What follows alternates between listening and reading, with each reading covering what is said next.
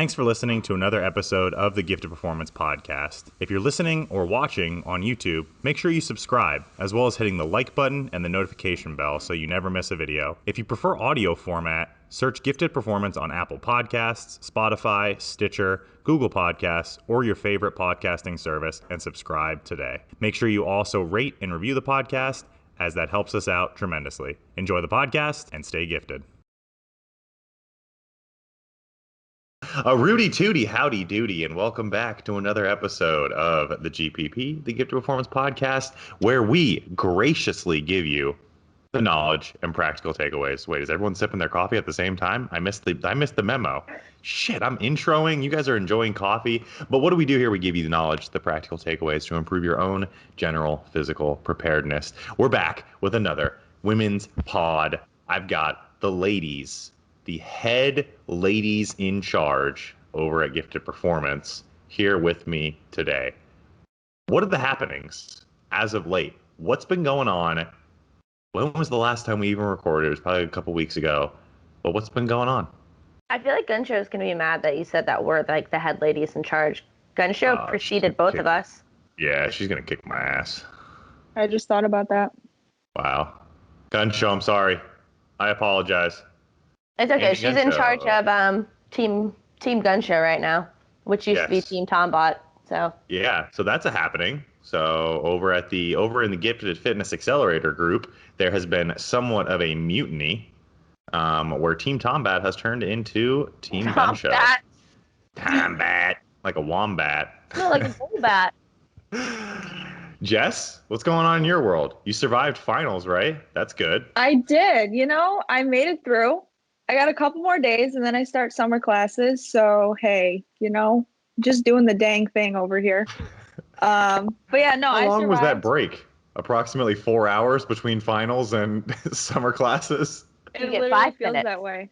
I don't even think I get a full week. Like, now that I think about it, I really don't think I get a full week, but like 4 days. Yeah, it's been crazy. Just trying to catch up on like work stuff before I start school again. So. All right, Lenny, go ahead and add a timestamp right here that says Jess's report card or Jess's parent-teacher conference. Jess, how were your grades this semester? How did you do on finals? Honestly, I think I did pretty good. I got the only class that I was not a fan of was microbiology, but that's because I'm going to blame it on the professor, like I feel like most college students do. But besides that, I think I did pretty well. So, Do you want to call the professor out by name? I think that would be a good idea. I don't even actually know his full name. He goes by Dr. E. No, seriously, he goes by Dr. E. And I had the worst experience with this professor because obviously everything being online and stuff with COVID, like I turned in a lab report and I got accused for like plagiarizing because another student had similar answers. But like, I don't understand because it's like I don't talk to these students. Like I don't know who my classmates are. So he runs like all of our assignments that get like turned in. They go through like a scanning process. Like Ryan, I'm sure you're aware of this. You know this stuff. And yeah, he was like, your guys' assignments are very similar, and I'm gonna give you both a 0. And he pulled out the whole like grading policy of like, plagiarism and how I could get pulled for the class and this whole thing. I'm like, first of all, it's a lab report. It's worth 10 points. Second of all, I don't even talk to anyone from this class because we are all online. It doesn't make any sense. Yeah. So that really pissed me off, man. All right. We're changing the timestamp, and it's going to be something related to Dr. E and ratemyprofessor.com. Everyone go on over. 1 star. He or she is not a hot tamale. Don't throw the hot tamale on there. Definitely not attractive. Cold Rate potato. as low as possible for disrespecting Jess in that fashion. Jimmy, should we jump into this first Shall I jump into this first question, or is there anything that you would like to let the people know before we start? If you guys if you guys have a Publix near you, don't try the apple cinnamon bagels. They're horrible. That's been like the most. That's been like the highlight of our week here, but they're horrible. They don't taste anything like apple. They're not even Publix brand. They're Thomas brand, and I think that's like # worldwide. So Okay, so Thomas if you guys, Bagel whatever enthusiast. Publix you guys have by you, I don't know what other states call their Publixes. Yeah, I Jess, don't what do you think have? Like I think it's Kroger? just like Kroger. Yeah, it's like Kroger Okay. and Meyer. Okay. Yeah. So they have Kroger. Pennsylvania has like Green Giant, Food Lion is I know that Food Lion is one. Food Lion. It's North California, Carolina. I think they just have like bread lines or something like that. I don't know what they do out in those communist countries. Hell yeah. That's the haps in my life, so. Okay. Bagel related haps. Yeah, bagel related. All right. We are starting. We're doing a little bit of a mixed episode today. A question that I wanted to ask the ladies first, and then we'll actually get into some Q&A. So, what I wanted to start the discussion with was some of the goods and bads that come with being a woman in the health and fitness industry. So, what are the goods? What are the bads that come with being on that side of the gender equation and immersing yourself in the health and fitness industry? And you guys can answer this from like two different perspectives. Client perspective or athlete perspective, as well as coach. So Jess, I think you have the most coaching experience here. Let's hear what it's like being a woman as a coach in health and fitness. Yeah, so I would say the first thing that comes to my mind is when I have like guys that will like come up to me at the gym or reach out to me and they'll talk to me about like anything fitness related, and you get, not all the time, but a lot of times I get like the guys that they think that just because I'm a female and I'm a coach that I don't necessarily know everything that I'm talking about, because like they're the guy and they're supposed to know like how to lift and be all manly and whatnot. And so that to me, that's something that's really interesting, that kind of conversation, because I don't know, like I've been training for quite some time, and I have like the certifications and stuff. So it's kind of like really interesting to get that feedback, like when talking with like a male, that like being a female coach, like you don't necessarily know everything, if that makes sense. Not saying that I do know everything, but like, you know what I'm trying to say? Like they just assume that because you're female, you don't know how to like train like a male. It's a really fun game to let them explain and be completely wrong the whole time. And you're just like, oh, true, for real. That makes sense. And like the entire time we, using the term Olympic weightlifting is a really fun one because, and it's only happened, I don't really talk to a lot of women at the gym because mostly it's just men who come and talk to me. Like, all right, so you're going to the Olympics.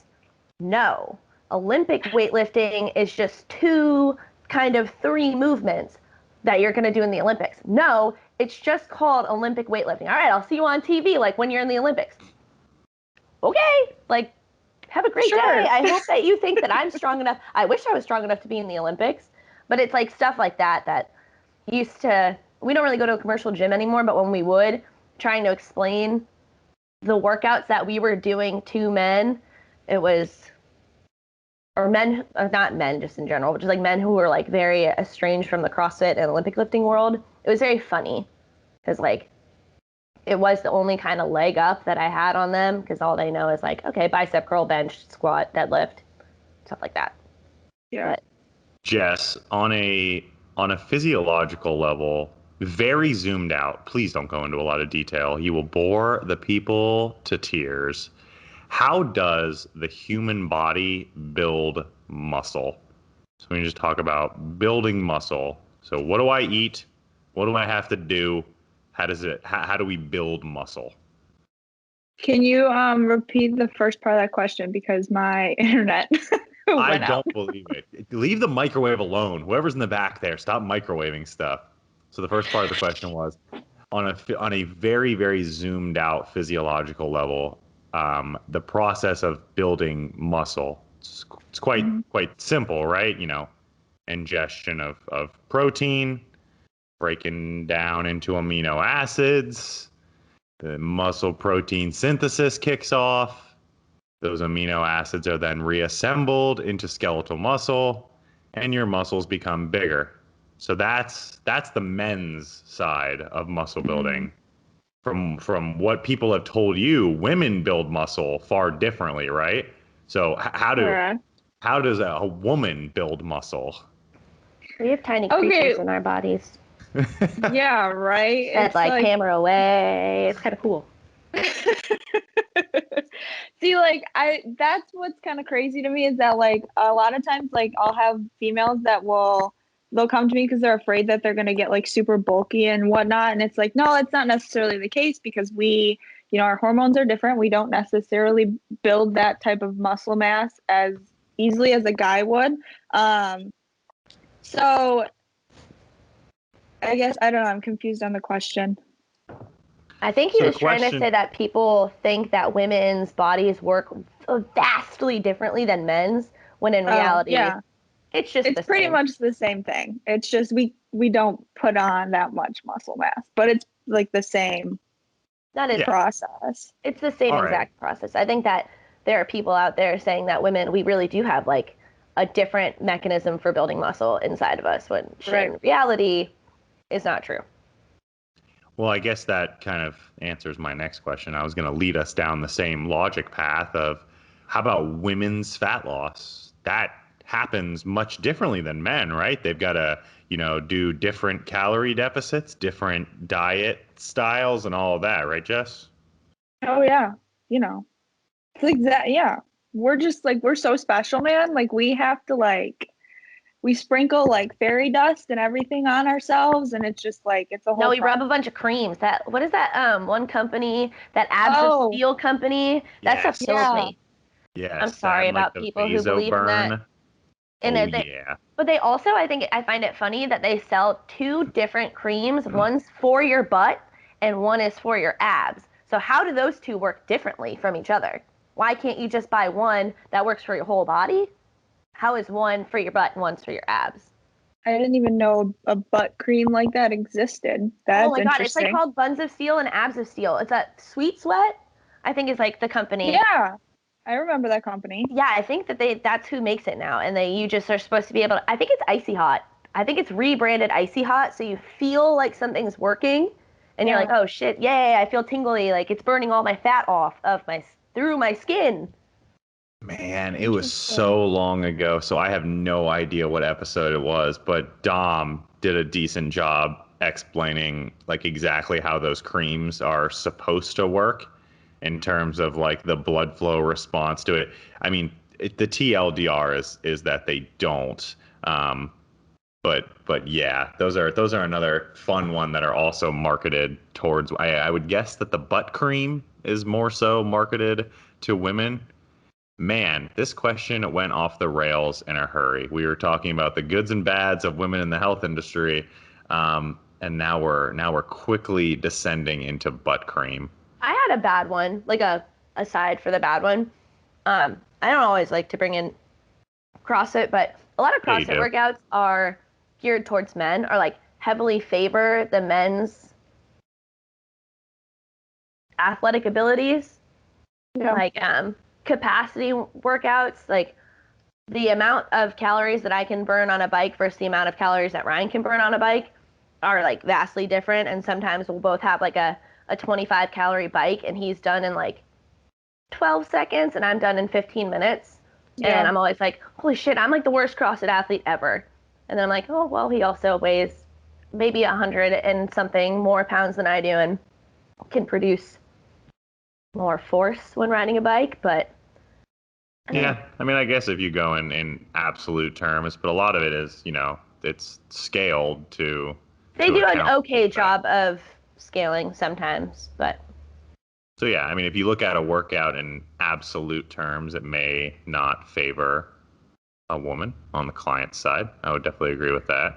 Jess, anything else you can think of on the client side, goods, bads of being a woman? And this doesn't have to just be like performance based. It can also be kind of like sociocultural, spending time at the gym, communicating with people about the gym, communicating with family, especially like older family members about the gym, about your goals and whatnot. I feel like I had stuff, but it kind of just like left my mind. It just completely went out. Jimmy, anything else that you got? Well, I think there's like a stigma that goes in like a couple directions. Like you see a lot of women on the internet doing like glute kickbacks and like tricep press Yeah. downs. And people are like, oh, like that's a female's workout. That's a workout for me. Like girls look at that and they're like, oh, I can do that. But then they like see someone like Ryan doing like Olympic weightlifting and they're like, oh, that's so hard. Like I'll never ever be able to do that. So I feel like a lot of like women's fitness is like focused around like small lightweight movements, like got to keep it lightweight, got to do lots of cardio. And it kind of sucks because like I've always been a super competitive person, and when I first got into fitness, I was terrified of going. What we had at UCF was like a downstairs weightlifting area. I was like, well, all the girls stay upstairs, like where there's treadmills and like there's like 10-pound dumbbells. I was like, well, that's where I belong. So I'm just gonna like watch the guys from the top here, like do really cool workouts. And like it took me over a year to go downstairs and like actually do a back squat, actually do a bench, actually do a deadlift. And like I had to take like 5 or 6 girlfriends with me, and we had to, I like felt like we were in like a squad of protection, like so that nobody would talk to us or nobody would look at us funny. And like we asked a lot of like the health and wellness guys that we were friends with outside to like show us exactly what to do so that people didn't stare at us and look at us like we were idiots. Because that was like our biggest fear was like, I'm gonna put this bar on my back, I'm gonna fall down, someone's going to tell me that I'm not squatting low enough, and like all of that ended up happening, but it wasn't as bad as I thought it was going to be. I think that when, especially for women starting out, like you just think that you need to stick to 5 and 10-pound dumbbells. Like you can't just jump into weightlifting, you can't just jump into powerlifting, and that's not really the case. Women actually, I think, have a tendency to pick that stuff up a little bit faster than men, or at least so I've seen teaching other people I would weightlifting. agree. I would agree with that. I also think that like, training for women, maybe just because of like how social media is and like the workout videos that you usually see. I mean, I guess I have no room to talk because I post a lot of RDL videos, but like a lot of times, like the workouts for females are more lower body oriented. Thank you. And like, grow your booty or grow your peach type of, workouts. Yeah, workouts, and it's marketed that way. So I also feel like women think that, going into training, like, oh, I have to train legs 3 days a week and like it's all booty focused and hip thrusts. I can only do hip thrusts. I only know how to do hip thrusts. There's nothing else that grows your butt. Right. Well, and then it keeps them from exploring other avenues of training and actually working, other body parts and like doing upper body and other things that are, you can't just train legs all day long and then ignore all the other parts of your, different muscle groups, because that's not going to go over well long term. I feel like women go for like sexy workouts. And I know that's like a really weird term to say, but like a sexy workout is not a bench press. That is like the least sexy workout that you can think of. And I like feel like I never see women doing, but like in a commercial gym, you maybe see like 1 or 2 girls doing a bench press, and like those are like seasoned athletes who have been like, or have really good coaches. But like even like with personal training, like when I personal trained at LA Fitness, I would try really hard to like convince the women that I was coaching that like a bench press is going to help you like get stronger, not just like in your chest. I don't need chest muscles. Okay, well, it's like also going to help other parts of your upper body. Like you want to be a well-rounded athlete. You don't want to just, okay, but like I don't really want to do a bench press. I was like, I could try, like barely get them to do like the chest press machine, stuff like that. Yeah. Like, do you want me to show? Like, I'll do it. Like, I'll show you. Like, women can do it. I was like, you're not gonna have like massive like pecs like men do. That's just not. Well, you got boobs. Like, they're gonna cover that. What comes to mind here, and Jake, we'll need you to edit the clip in right around here, is the episode of Bob's Burgers where Linda Belcher is going to the gym for the first time, and she's bench pressing, and she's saying, lift the car off my kids, lift the car off my kids. And she's doing leg extensions, and she's like, little fart, kick away the fart, gotta kick away the fart. And then she's doing triceps. She's like, ooh, triceps. Hey, tricep, I didn't see you there. So, Jake, we need you to definitely edit that in right there, because Linda Belcher should serve as the #1 inspiration to women in the gym. Fitness? In fitness in general. Now, Jess, a question that I wanted to ask you, because, it fills my heart with so much rage when I see this. Oh. You do and maybe I'm biased here because, you're a gifted coach, but you do a fantastic job of representing women in health and fitness and all the aspects and all the avenues through which they can kind of like find success. You hammer the mindful stuff, the mentality stuff very well. You post some very valuable nutrition content, and the training content you post is all, very, very helpful. It's actionable advice that people can take onto using exercises like, sit like deadlifts, squats, your rows that you do, all that kind of stuff.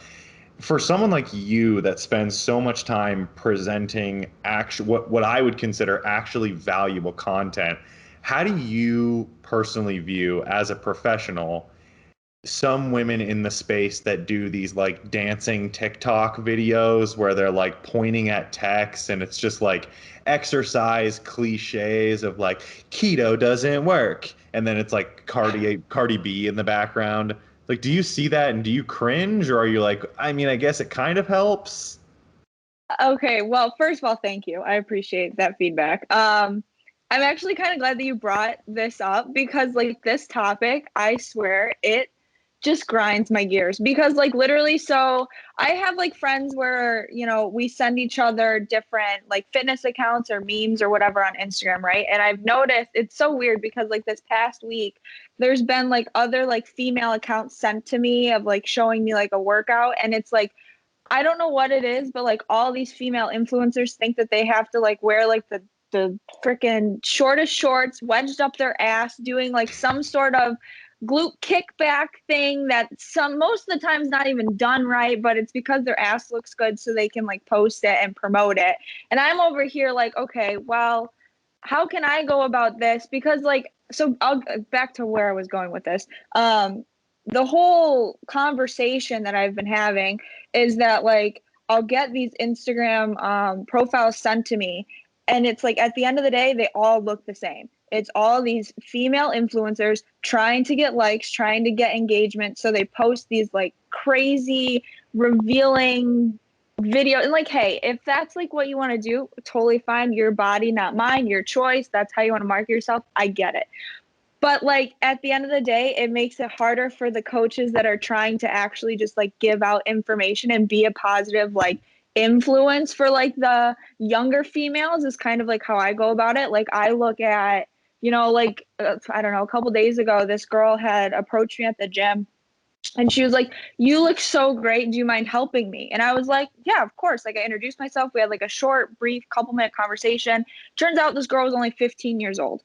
And if I could tell you what she was wearing and the stuff that she was like recording herself doing, and then for her to like come up to me and ask me for help, I was just like, it kind of like, I stepped back and I was like, you know what? Like like how I present myself on the platform is going to, really say a lot about like females in this industry. So I would rather be that coach that puts valuable things out there and like isn't there to just show off like, muscle group or glutes or whatever the case may be, or to show off my body. I would rather be giving beneficial information and trying to make somewhat of a positive impact in a way. So these younger girls are like, a lot of times they're just seeing like you said, the TikTok dancing videos. And I'm like, wait a second. Hold on. No, let's take a step back here. Oh man, that topic, man. It just like, it makes me fired up. If you couldn't already tell. That's why I had to delete TikTok. I only got TikTok so I could spy on my old students, and then I only ended up hurting my own feelings by actually watching what they were doing outside. And yeah. Most of my kids now it's just reels on Instagram. It's the same thing. It's the exact same thing. TikTok has less rules though. TikTok doesn't ban a lot of stuff. TikTok is literally a free-for-all, and it's gross. And it's very heartbreaking to be like an educator at this time, to like see your kids in like a school practice environment and think like, oh, like this is like a normal like regular old 14-year-old, and then they literally have their ass cheeks out and they're wearing like a thong and they're dancing and they're talking about drinking and drugs like on TikTok. I know this is a diatribe, like, and it's off topic, but this is a conversation so sad. Back in my day. I So know, I actually like the idea of TikTok being more of a free-for-all because it allows like any content to proliferate where, and I don't really know how the algorithms on each one work, but the Instagram algorithm is one that really drives content or drives engagement to what is getting the most views. So it really is kind of creating this feedback loop of like, what's the content that gets views? It's these stupid fucking reel videos pointing at stupid fucking words on the screen. And then, people say, okay, I want to be an Instagram influencer. That's the format I have to go. And then it's just this like never ending cycle. And Jess is like standing over here and she's like, you guys look like morons. You guys all look so fucking stupid. But no, and I always wonder, like, if that's your business model, it's like these coaches that like center their business model around those like TikTok-y reel style videos, they get a lot of views, but like, do they convert a lot of those views into like clients. sales, into clients, into coaching revenue? I wonder, like stupid people look at that. I don't know. Yeah, like I'm curious. I don't know, because it's like, to me, okay, if they're selling like a product, not necessarily coaching, like if they're selling supplements, or like, I could see how like the TikTok approach would make sense to some degree. Like, you have to think like, the influencers that make majority of their money off of like YouTube videos, TikToks, all that kind of stuff, like, you got to give them some credit, I guess, because they're making money off of it. But I wonder, for the coaches that like actually have like coaching services, like what we do, if like those videos actually generate into clients, because then it's like, I question what their coaching approach is like if they're making those like TikTok videos that are kind of like cheesy and whatever, like they're getting attention, but then it's like when you actually start to work with that person, like, or that coach, like how am I trying to say this? Like, is it actually, what's their like primary goal? Are like they actually focusing on coaching, or are they this like an Instagram like front? Right. Like, exactly. Is it an Instagram front? Because it's like, if I actually hire this person as a coach, am I actually going to be getting quality coaching? Probably exactly. not. In my opinion. What if they're sending out check-in emails and then like on their response emails to the client, they're recording these TikTok videos that are like, you did great this week. You were slightly over on carbs. Should have done more cardio. Like, that's a model that I can get behind right there. Would you honestly, like that? I would love to see a video that I don't know. Yeah, Not I would me. love to see it. It needs to be Paul. Oh, 100%. 100%. Paul needs to be our gifted performance TikTok sensation. But it has to be like really poorly formatted. So like when he points, there's nothing there, and then when he goes to point to the other thing, that thing's there. It pops up over here. Yep. It's just like this the whole time. All right.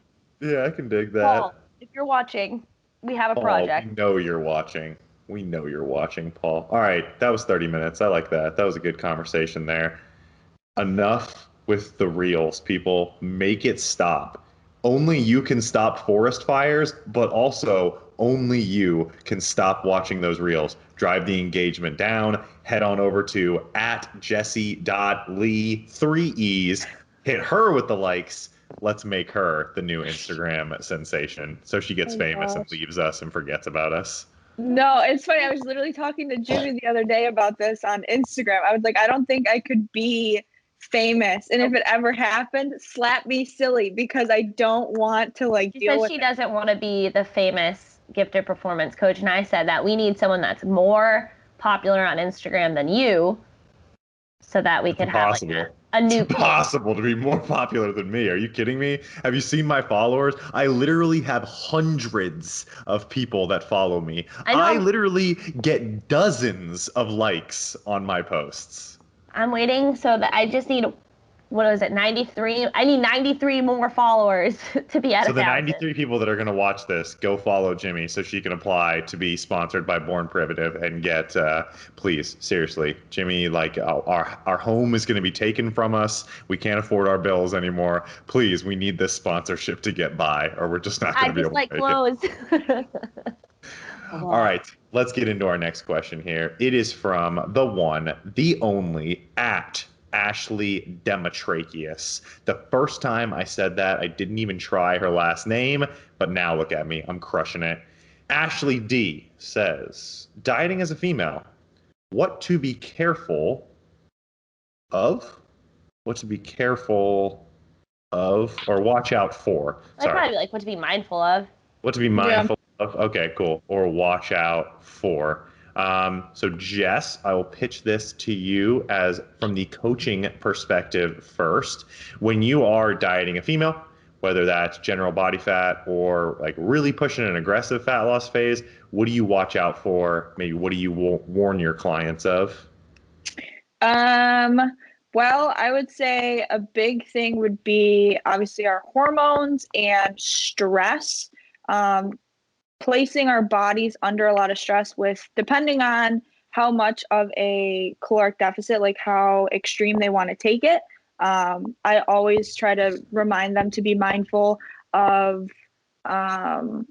like what comes along with placing that type of stress on your body if you're not careful, because you also have to take into consideration, you're in a caloric deficit. What does your sleep look like? Are you getting good sleep? What's your water intake look like? What does your training look like? How intense of a training program are you following at the moment? What does cardio look like? And just trying to be mindful of your body's responses to that. I would say, and I think we've covered this on one of our other podcasts or episodes, is that if you lose like your period, this might have been our last episode. I don't remember because it's been a minute. But if you lose your period, obviously there's like a bunch of different things that could be stemming from. But if you're going through a dieting phase and, your training has been pretty intense and you lose your cycle, that can be an indication of, something is not quite right. And we need to reevaluate that process and the steps that you're taking. So I would say the biggest thing would be hormones and just listening to your body and seeing how you're feeling on a day-to-day basis, and also how your performance is just going through life, like the day-to-day steps, but also with training too. I feel like I took this question as like a, I don't know, like more of like a literal, like what to watch out for, like with your eyeballs. Like if you have a coach who's trying to put you on I guess this also goes into coach selection. If you have a coach that's trying to put you on like some crazy diet where your protein's under like 60 grams a day, or like your fats are like 100 grams a day, like just beware that there are stupid coaches. Like obviously Ashley's not with a stupid coach because she's with Gifted Performance, which is great. But like we hear horror stories all the time about coaches letting people only eat fish and asparagus for 6 meals out of the day for months at a time. And like just be very cautious about who you put your trust in when it comes to your diet, because in the end of the day, none of this shit matters anyway. So if your hair is falling out and you aren't sleeping and you're throwing up blood because you're dieting and you're in a bad diet, like be done. Just be done. Bodybuilding is not the end all be all. You can pick up wherever you are right now and do it again in a year when you feel better or when you have a better coach. But like there are thousands of different like signs that you are in a very bad diet. Like hair falling out is like a great one. I mean, you have like your skin looks a mess. Like you are like bony, like all your bones are sticking out. Like different than looking like lean and having your muscles filled with water. I don't know. Don't fall into stupid diet traps would be my number one. And don't like, actually, no, I'm not even going to go into that one. That was going to be a mean. Jess, you want to hear a funny story? Jimmy's already heard it. Of course. Yeah. So we have I guess she's a client now. She's part of the Gifted Performance family now. So she just joined the mentoring lab. Old friend, old client of mine, Megan Woolley out of Georgia. She works at a local gym / supplement shop, and there is a coach that works there who is he's the one that you want to watch out for, that Jimmy just described, the tilapia and asparagus 6 times a day. So he had a client doing that exact diet, fish and asparagus, 6 meals a day. That was it. I think the calories ended up being like 480 calories a day or something like that. And she reported a side effect that her skin was starting to smell like fish.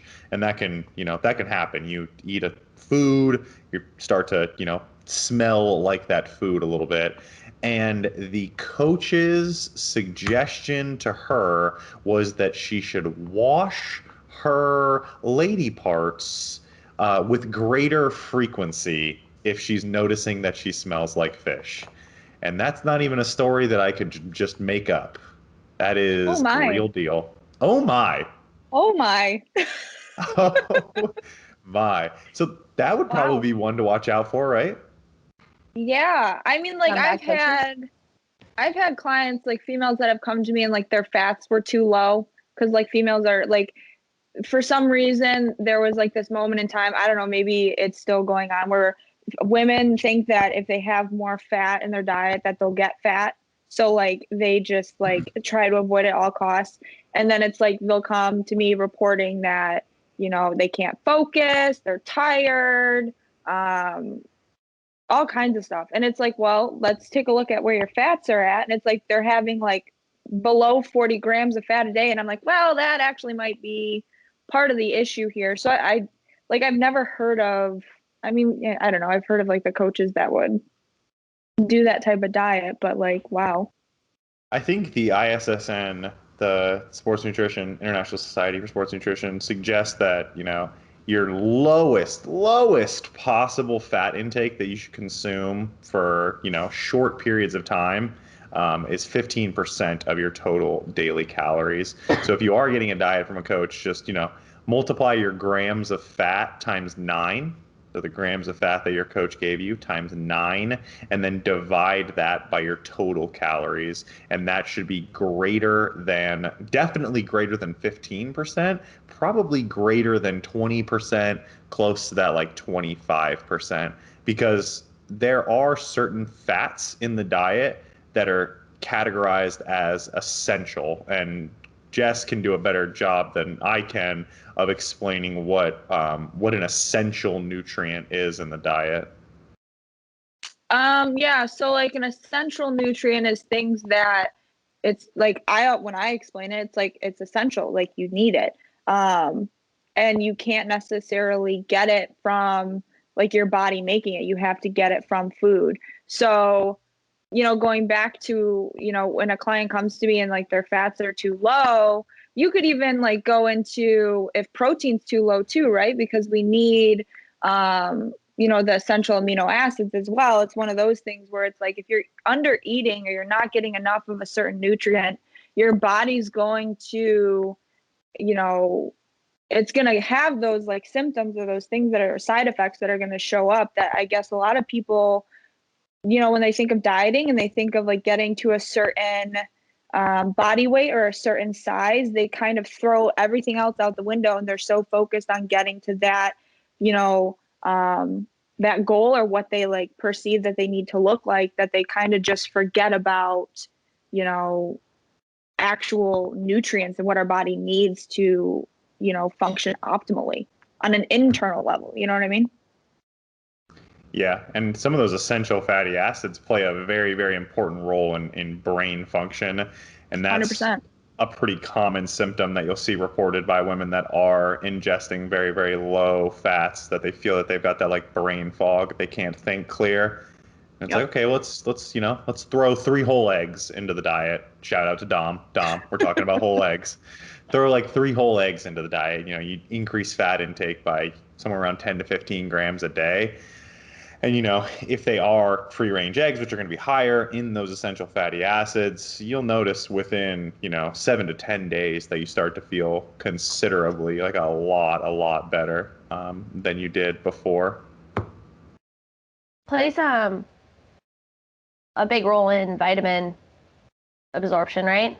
Also? Fat soluble vitamin absorption. Because if not, you just pee it all out. Fat soluble vitamins being A, D, E, and K. So if there's not a lot of fat in your diet, you're not going to be getting uptake of those vitamins, and get ready for all the symptoms that come along with that. So these things are really kind of like a cascade of effects.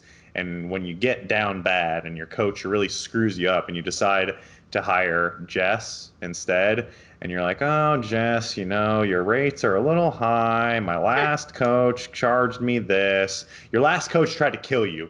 Jess is going to save you.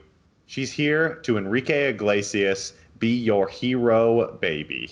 That is an old ass song right there. Yeah, you just pulled that out of, I don't know where you got that from. God, That was I just like left hated field. myself so terribly. All right, let's quickly shift focus into this next question as fast as we possibly can. This question actually comes from one of my favorite viewers of the channel. It's Jess. So this question comes from Jess. Guys, ask some good questions. So Jess doesn't have to mindlessly think about questions in the gym. Be like, oh, that's a good question. Jess has a question for Jess, and she asks how to beat/manage gym insecurities. So this kind of goes back to what, Jimmy was saying about how to manage or beat those gym insecurities to kind of go into the men's section of the gym. Well, there are gyms, and we went to one when we were in Texas the first time, where they had like a women's only room, and it was like you could only go in there if you were a female. They had like a decent amount of stuff in there, and I don't really know how I feel about that. I feel like integration by segregation. Yeah, I feel like it's really weird. Like, I get it, because like no men can go in there, no men are gonna talk to you, and I guess if you're very fearful of like men approaching you, I guess it's like a good place, but like it doesn't help you actually be able to immerse yourself in like gym culture at all. Or like, what if you have to go like travel out of town and they don't have that type of gym somewhere, and like what are you gonna do? Just not go to the gym because you're scared of like the rest of the gym? I just found that was very off-putting to me, and like there are lots of women in there. I was like, I guess it's like it works in a sense, but I don't think it's a great idea. Like, just, I don't want to say like you just got to do it, like it's like jumping into a cold pool, but like you just kind of got to like do it. You got to go through it, and like it helped me to have friends come with me for like the first, I don't know, couple of months, but like eventually they stopped wanting to go to the gym, and I still wanted to go to the gym, so I had to be like, put my big girl pants on and be like, all right, you don't need 5 other girls. Like, you could just be yourself, put your headphones in, and like try to stick to what you know. But I really didn't, after I like kind of ventured off on my own, I only did the things, like the 4 movements that I knew how to do.